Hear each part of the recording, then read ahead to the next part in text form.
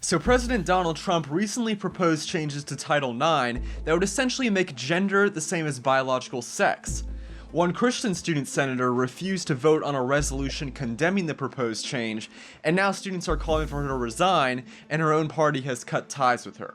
It should come as no surprise that this is a story out of Berkeley, California. Let's take a look.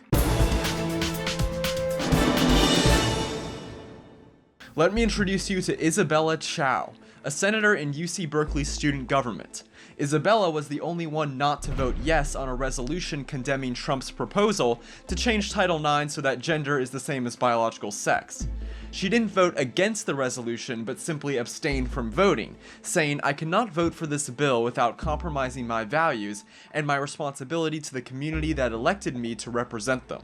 As a Christian, I personally do believe that certain acts and lifestyles conflict with what is good, right, and true."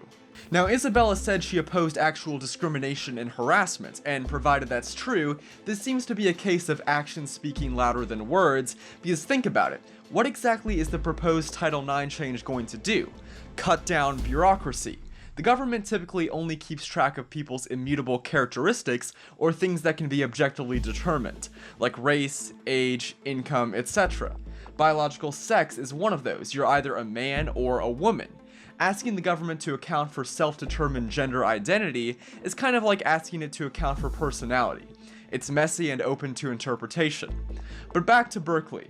Isabella's own party, the Student Action Group at UC Berkeley, wasn't too pleased with the students' choice not to vote on something that, if you think about it, is pretty much just virtue signaling. It's a resolution, not any actual policy. It said, "As a party, we are committed to ensuring that the rights and dignity of the queer and trans community on this campus are guaranteed. As a party, we are committed to establishing and defending access to reproductive health services. That is why we, as a party, have resolved to part ways with ASUC Senator Isabella Chow." There have been calls for Isabella to resign from student government. The student senator refused and tried to submit an op-ed to the campus paper to explain her point of view. But the Daily Californian said her piece utilized rhetoric that is homophobic and transphobic by the Daily Cal standards. When Isabella asked how she could modify her op-ed, the paper said that the submission as a whole doesn't meet the newspaper's editorial standards. You know, standards like providing a platform only to progressive orthodoxy. For Campus Unmasked, I'm Rob Shimshock. If you like this video and support our mission, please make sure to comment and subscribe.